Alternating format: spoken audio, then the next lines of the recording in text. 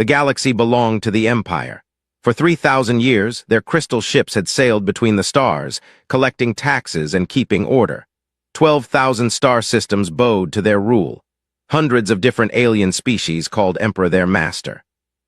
The Emperor sat on his throne of pure light on the capital world of Pristine 7. Tall towers of energy stretched up toward the sky around his palace.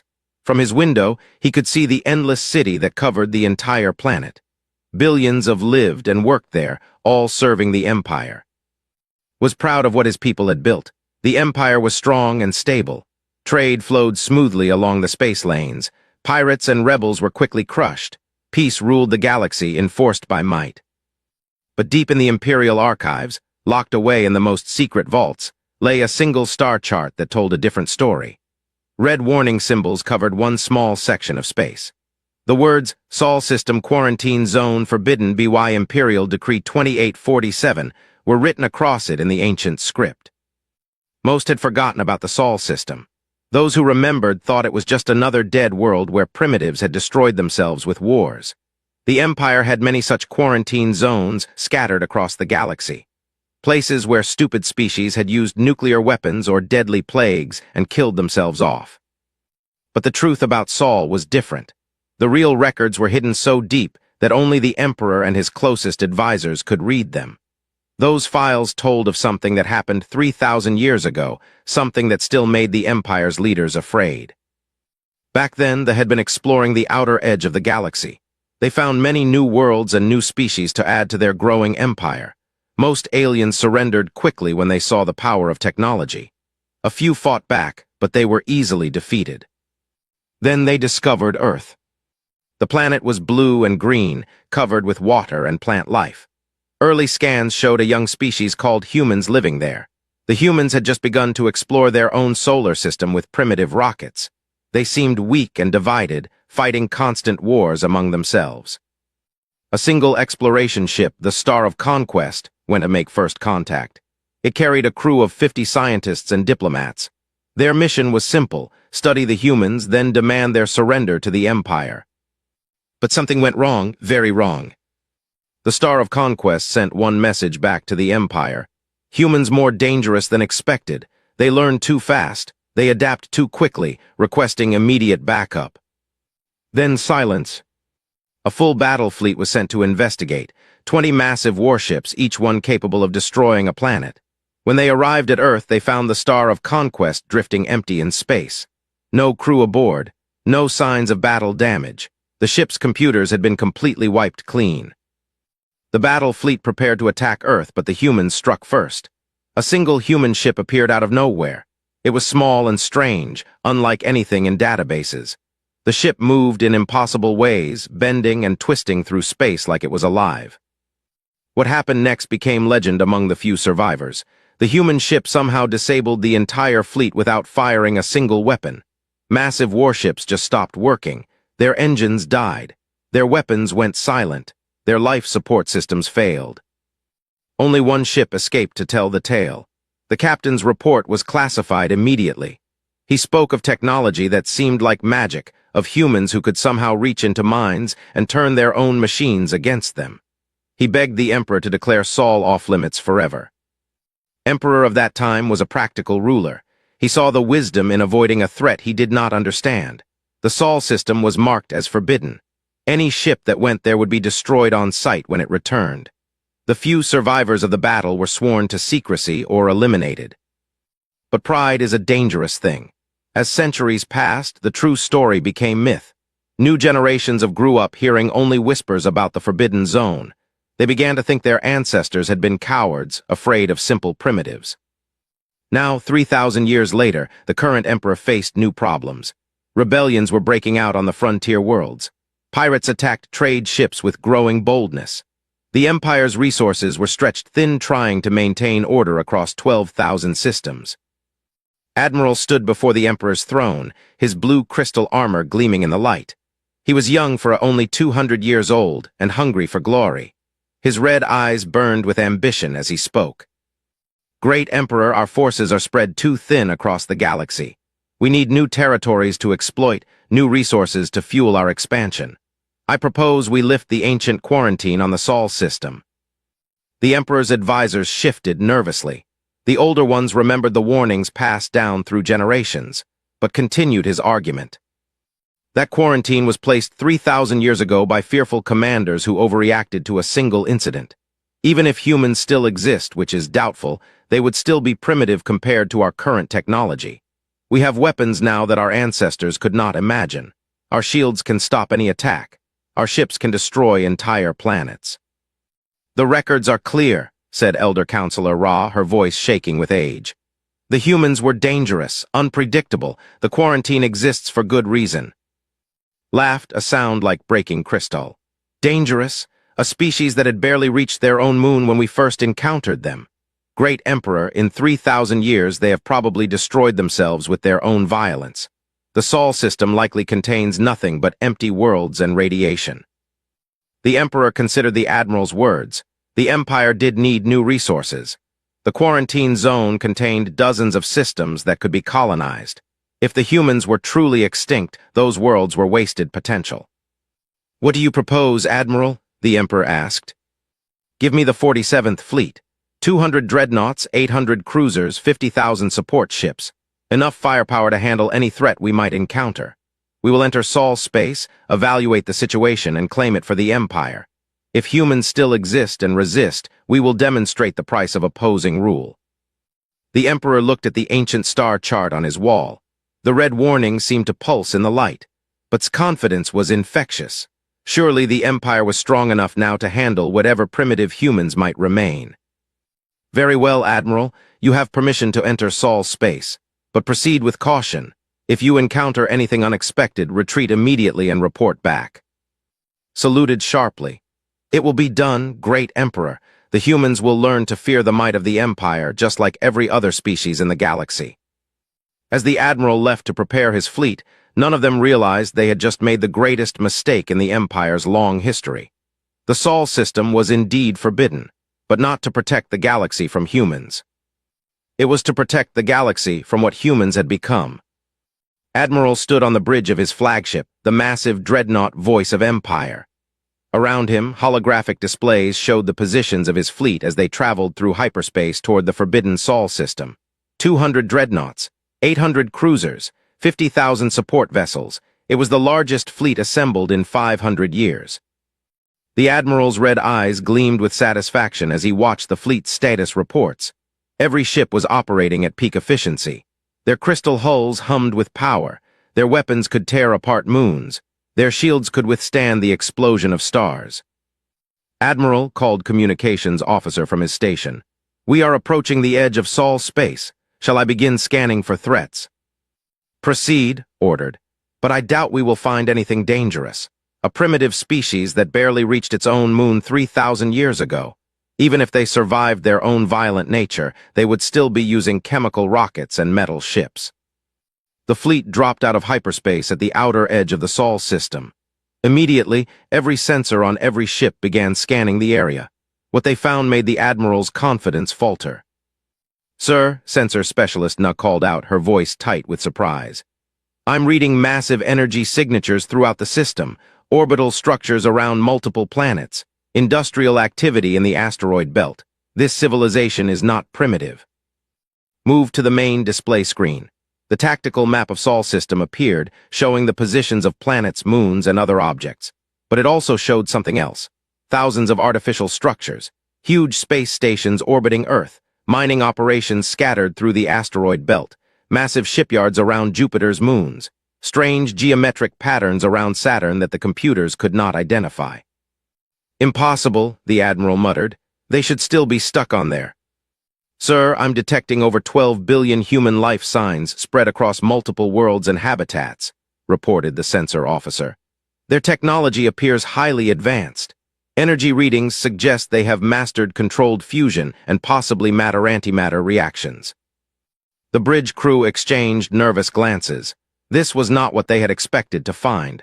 But Admiral refused to show weakness in front of his officers. He had promised the Emperor an easy victory, and he would deliver it.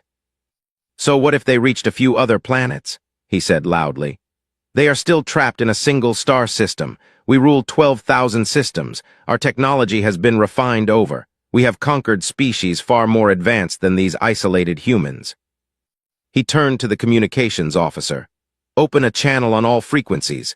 It is time to announce our arrival and demand their surrender. The message that went out was standard for the Empire. Admiral's image appeared on screens throughout the Sol system, his crystal armor gleaming with authority. Attention, inhabitants of Sol system. I am Admiral of the Empire. By imperial decree, this system is now under our control.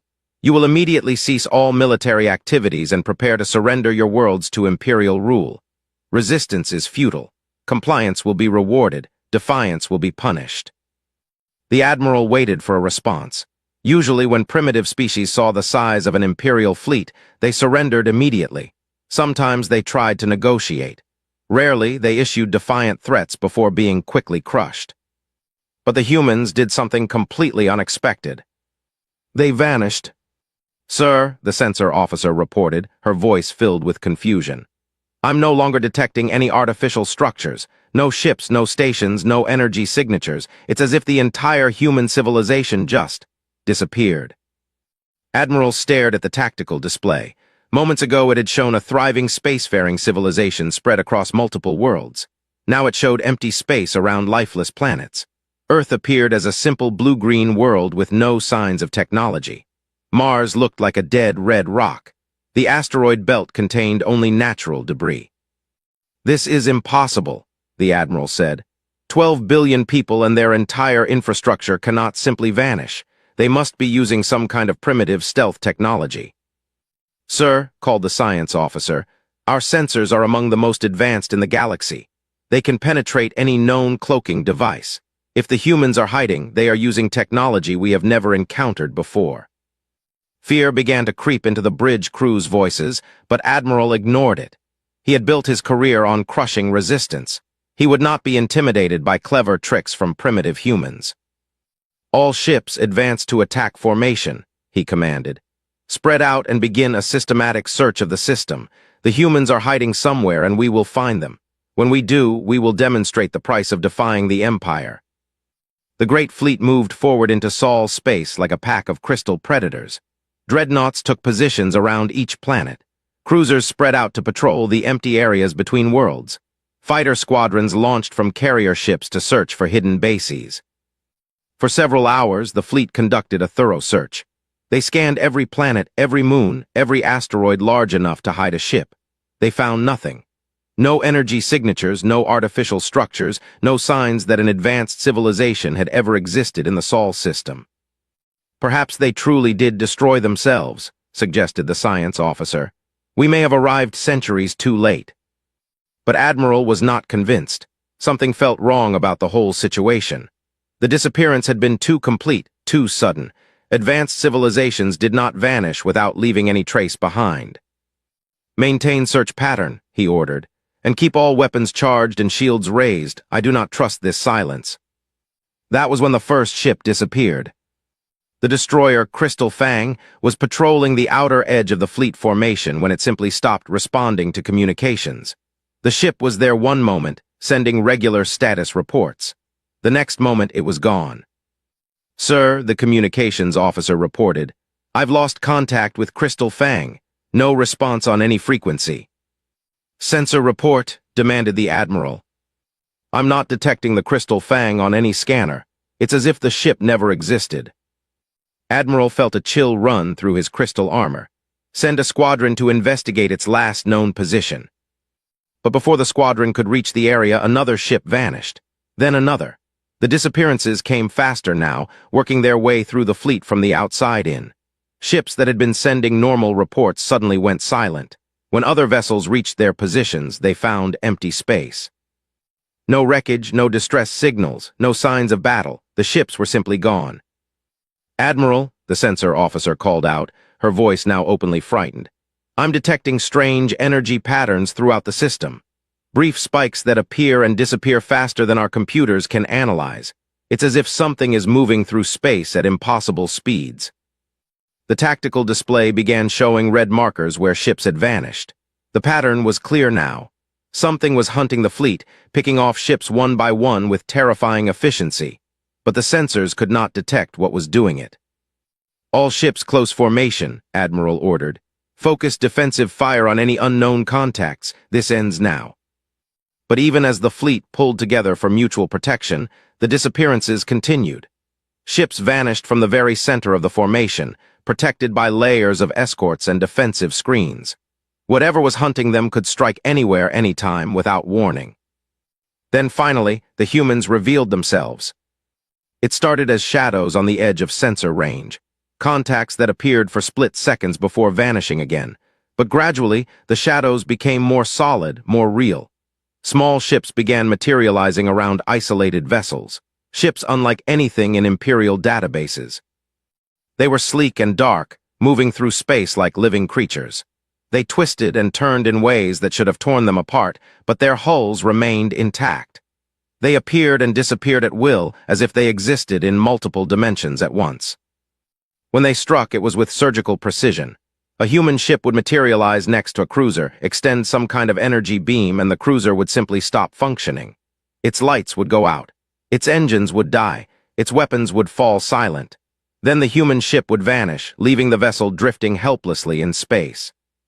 "Fire on all unknown contacts," Admiral screamed. "Destroy them all." The Imperial fleet opened fire with everything they had.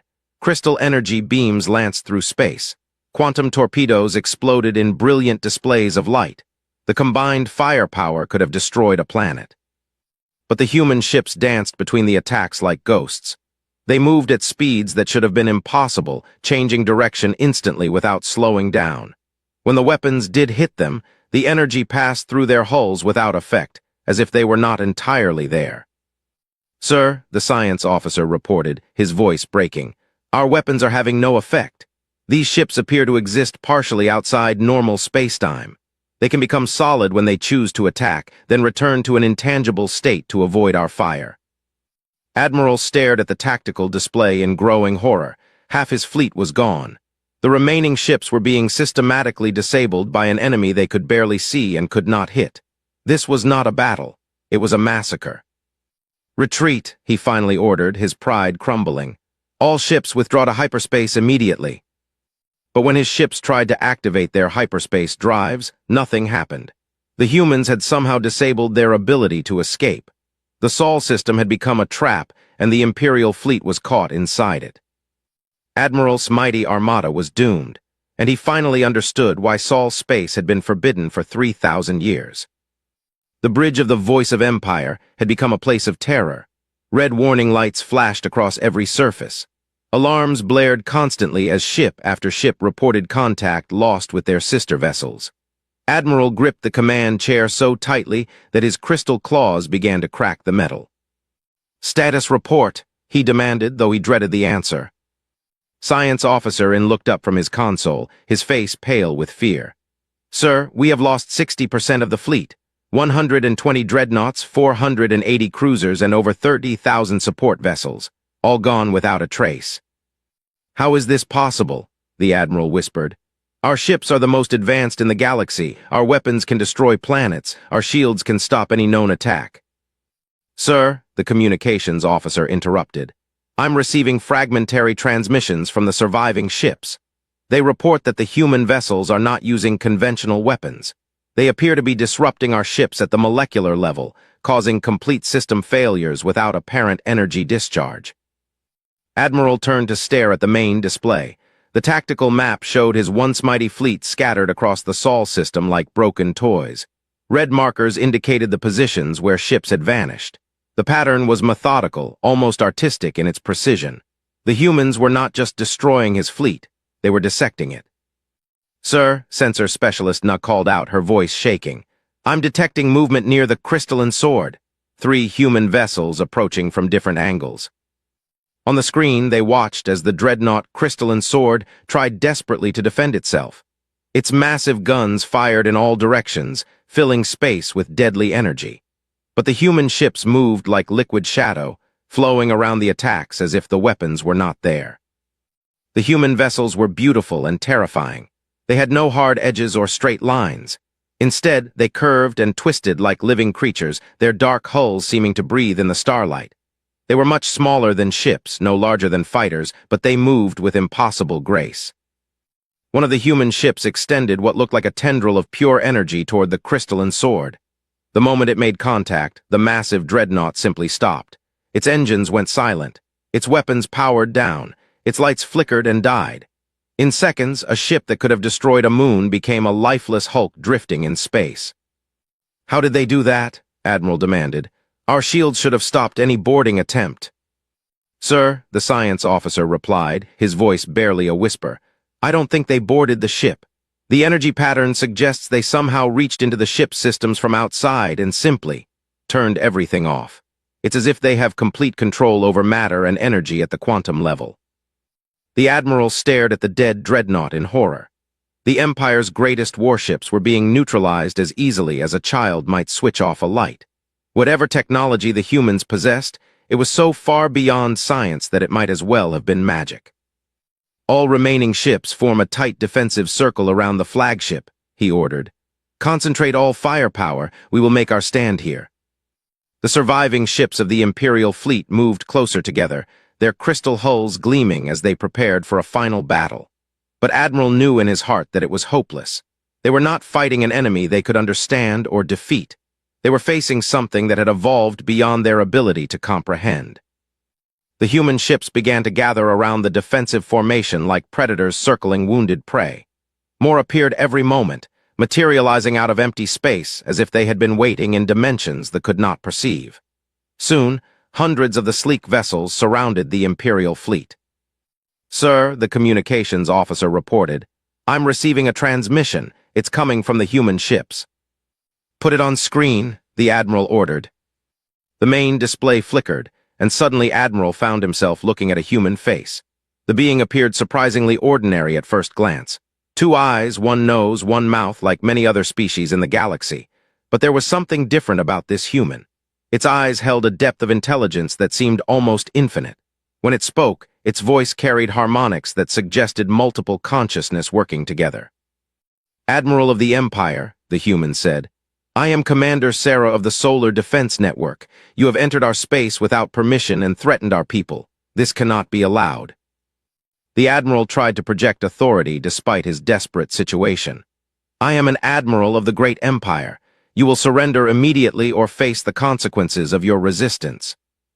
The human smiled, and the expression was somehow more terrifying than any threat. "Admiral, you seem to misunderstand the situation. You are not in a position to make demands. Your fleet is already defeated. We are simply deciding what to do with the survivors." "Defeated?" raged. "We still have 40% of our ships operational. We have enough firepower to destroy your entire civilization." Commander tilted her head slightly, as if listening to voices the Admiral could not hear. "Admiral, you still think in terms of firepower and destruction. You measure strength by the size of guns and the thickness of armor. This is why your empire has learned nothing in 3,000 years.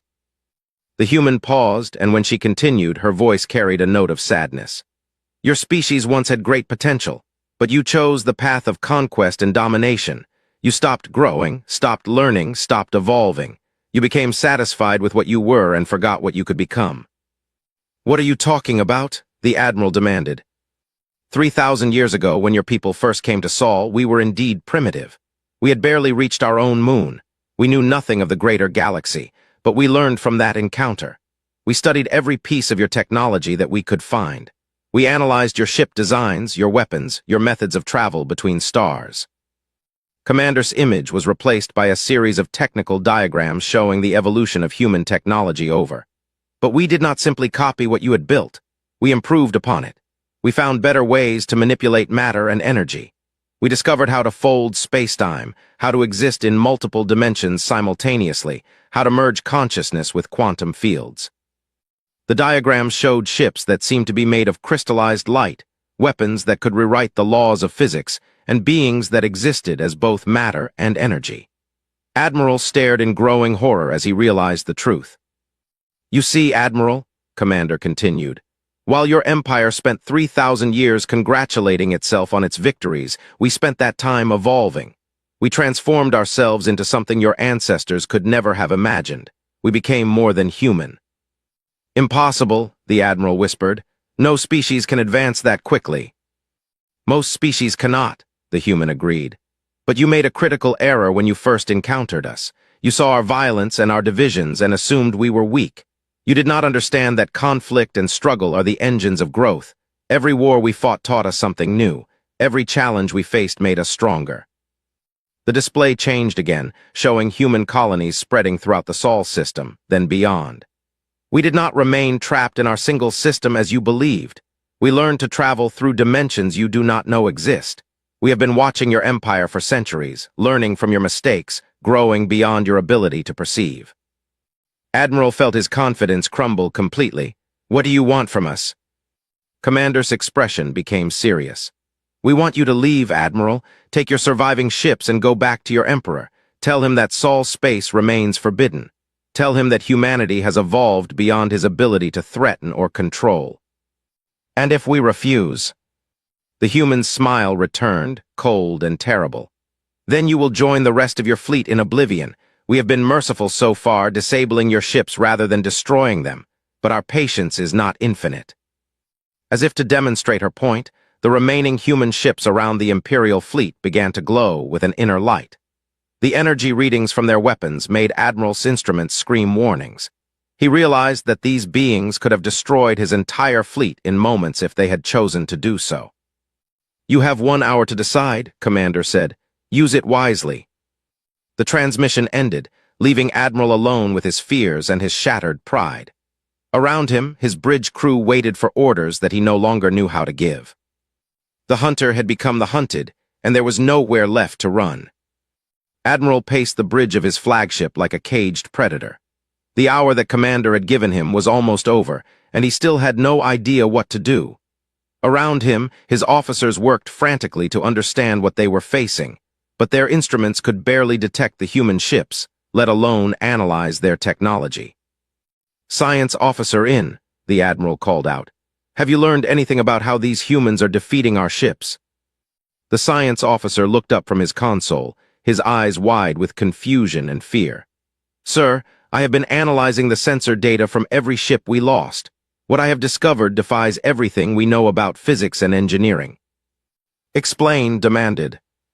The human ships do not exist in normal space-time as we understand it, In began, his voice shaking. They seem to phase in and out of multiple dimensions simultaneously. When they attack our vessels, they are not using conventional weapons. Instead, they appear to be manipulating the fundamental forces that hold matter together. The Admiral stopped packing. What do you mean? Sir, our ships are built from the strongest crystal matrices known to science. Our hulls can withstand the pressure at the core of a star. Our shields can deflect energy beams that could slice planets in half. But the humans are not attacking the hulls or the shields. They are attacking the atomic bonds that make the hull exist. In brought up a holographic display showing the molecular structure of crystal armor. When a human ship touches one of our vessels with those energy tendrils, it does not break through our defenses. It simply convinces the atoms in our hull that they no longer want to be connected to each other. The entire ship begins to fall apart at the molecular level. Admiral stared at the display in horror. That is impossible. No species has ever mastered matter manipulation to that degree. Sir, the science officer continued, that is not the worst part. I have been analyzing the energy signatures from the human ships. They are not powered by fusion reactors or antimatter cores like our vessels. They appear to be drawing energy directly from the quantum foam that underlies all reality. They have unlimited power. The Admiral felt his legs grow weak. He sank into his command chair, finally understanding why the ancient quarantine had been placed on Sol's system. The humans had not just advanced beyond technology.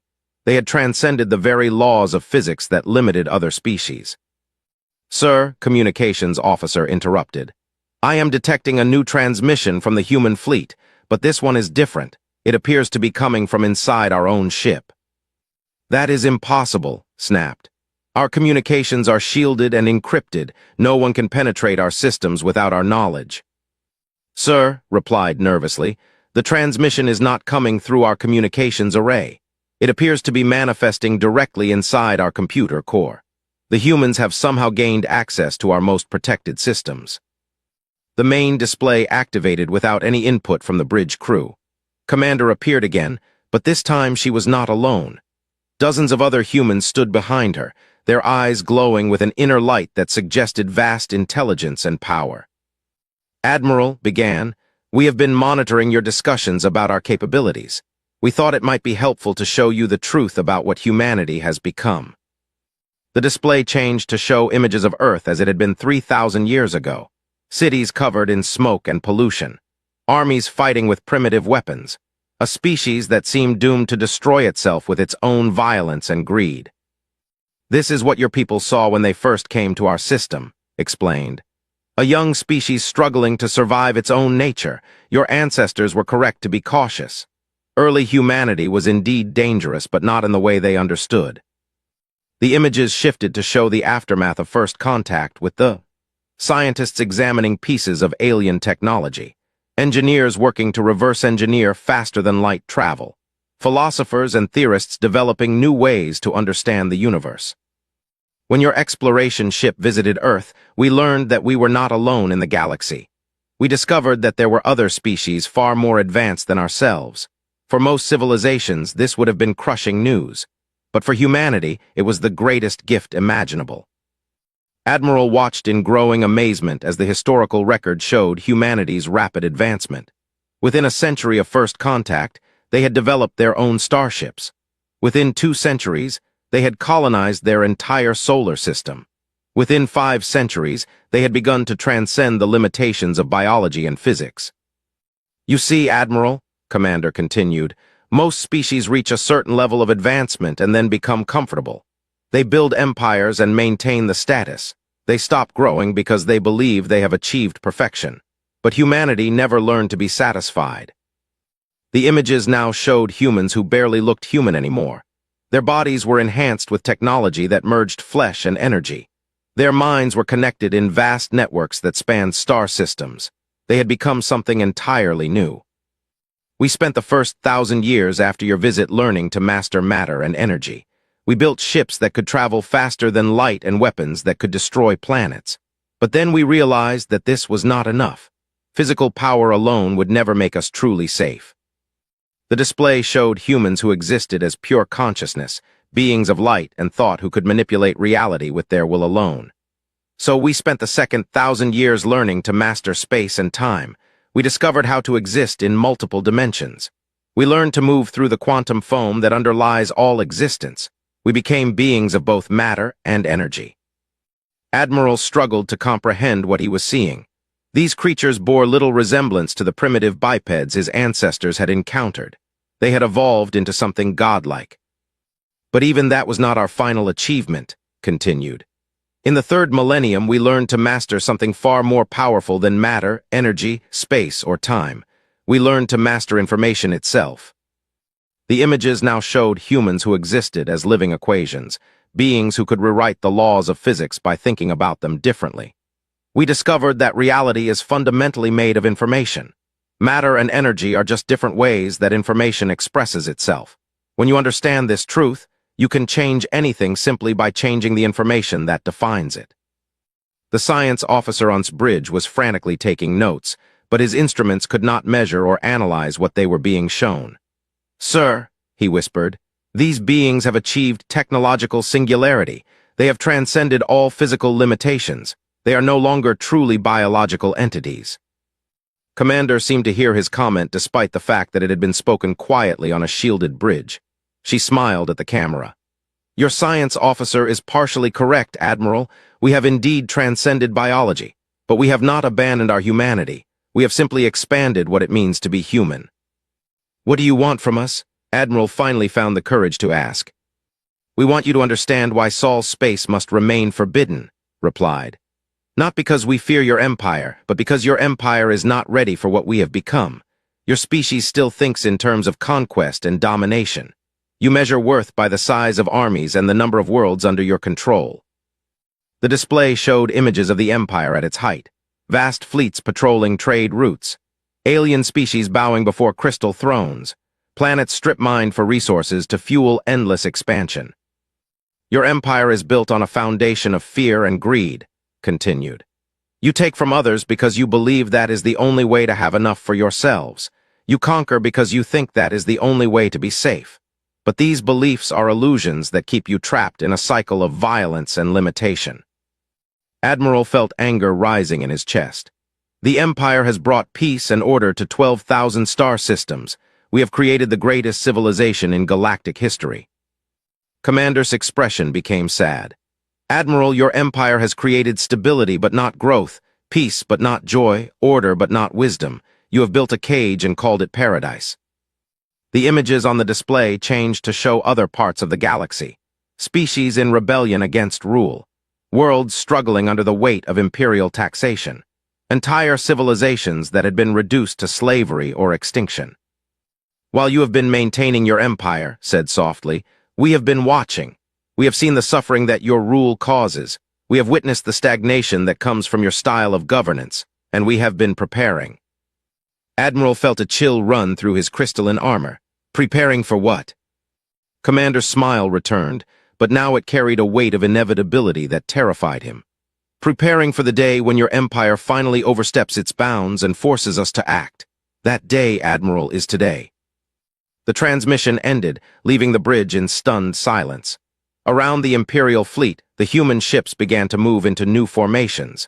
Admiral realized with growing horror that everything he had seen was just a demonstration of power. The real test was about to begin. Emperor sat on his throne of pure light, staring at the emergency message that had just arrived from the frontier. Admiral's mighty fleet had been completely destroyed. Not a single ship had escaped Sol's space to bring back detailed reports. Only a garbled transmission had made it through, speaking of impossible technology and humanity's return. The Emperor refused to believe it. The greatest fleet in Imperial history, eliminated by primitives from a quarantined system. It was unthinkable. It was an insult to 3,000 years of dominance. It was a stain on the Empire's honor that could not be allowed to stand. Assemble the core fleets, he commanded his advisors. Every ship from every protected system, every dreadnought, every cruiser, every fighter. I want overwhelming force brought to bear against Sol's space. Elder Counselor Ra stepped forward, her ancient voice trembling with concern. Great Emperor, perhaps we should reconsider. The quarantine was placed for good reasons. If Admiral's entire fleet was destroyed, perhaps we should seek to understand what happened before sending more ships. Silence, the Emperor roared, his crystal armor flaring with angry light. I will not be intimidated by ghost stories and primitive tricks. The humans got lucky once. It will not happen again. Within days, the largest armada in galactic history was assembled. 5,000 dreadnoughts, 20,000 cruisers, 100,000 support vessels. Ships were pulled from every corner of the Empire, leaving trade routes unprotected and frontier worlds defenseless. The Emperor was gambling everything on one massive strike that would restore the Empire's reputation.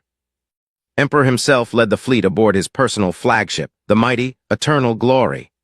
As they traveled through hyperspace toward Sol, he imagined the victory parades that would follow. The humans would be crushed. Their technology would be seized and studied. Their world would become another trophy in the Empire's collection. But when the core fleets arrived at Sol's space, they found something that shattered every assumption the Emperor had made. The human civilization was no longer hiding. Massive structures surrounded every planet and moon in the system. Space stations the size of small moons orbited Earth. Artificial rings of unknown material circled Saturn. Strange geometric patterns covered the asteroid belt, pulsing with energy that hurt to look at directly. But that was not the most shocking discovery. As the Imperial fleet spread out across the Sol system, similar human structures began appearing throughout the galaxy. Not arriving from elsewhere, but simply materializing as if they had always been there, hidden from sensors. Sir, reported the fleet's chief science officer, I am detecting human installations in every major Imperial system. How is this possible? Emperor stared at the tactical displays in growing horror.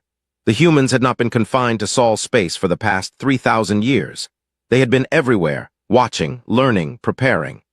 While the Empire celebrated its victories, humanity had been building a shadow civilization that spanned the entire galaxy.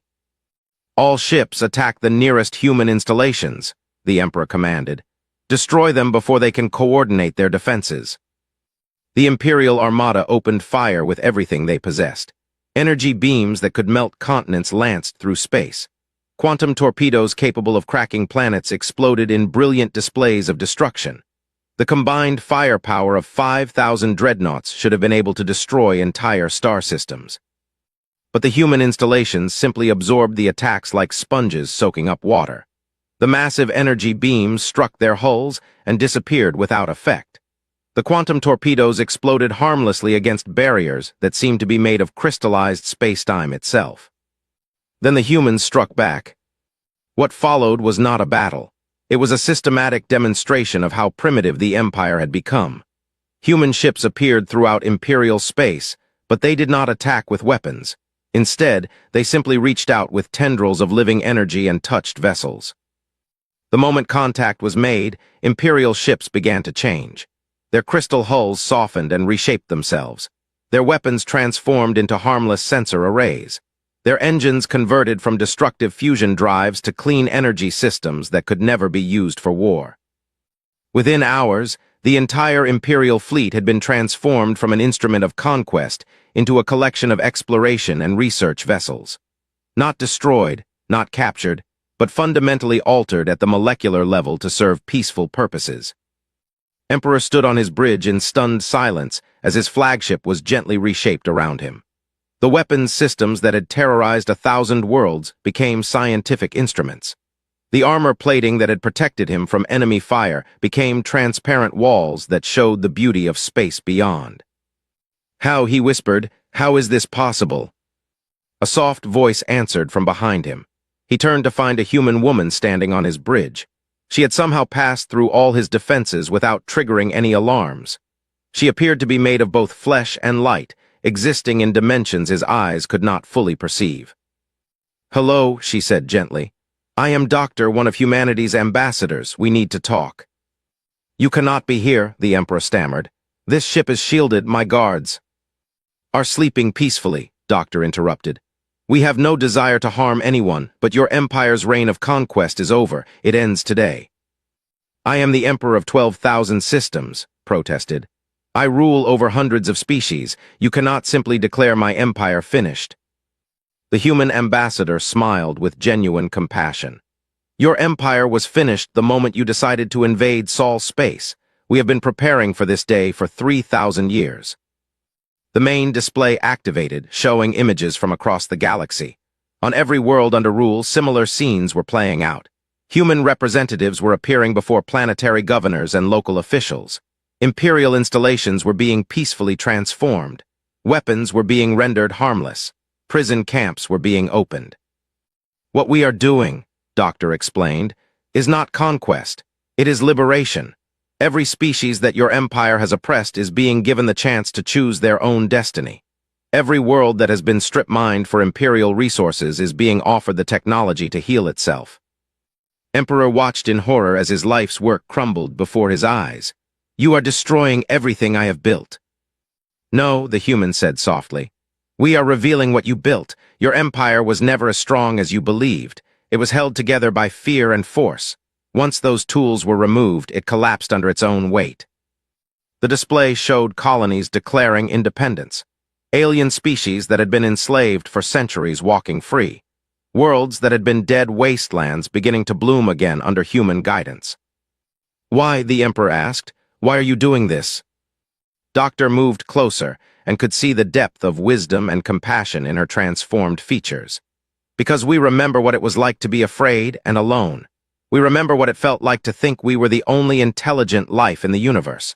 When we discovered that the galaxy was full of other species, it should have been the most wonderful news in human history." Her expression became sad. "Instead, we learned that those other species were trapped under the rule of an empire that saw them only as resources to be exploited. We could not allow that to continue." "What happens now?" the Emperor asked, his voice barely a whisper.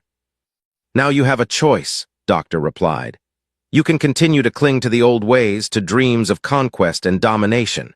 If you choose that path, you will live out your days in comfortable exile, watched over but not harmed, or you can learn to become something better." The human ambassador gestured toward the transformed bridge around them. "Your people have great potential.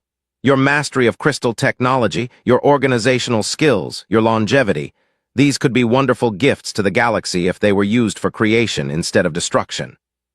And if I choose to change, then humanity will help your species evolve, just as we did.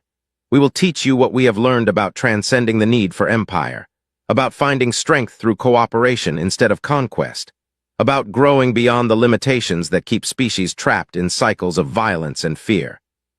Emperor looked around at his transformed flagship, at the peaceful images of liberation spreading across his former empire, at the human ambassador who spoke of impossible possibilities.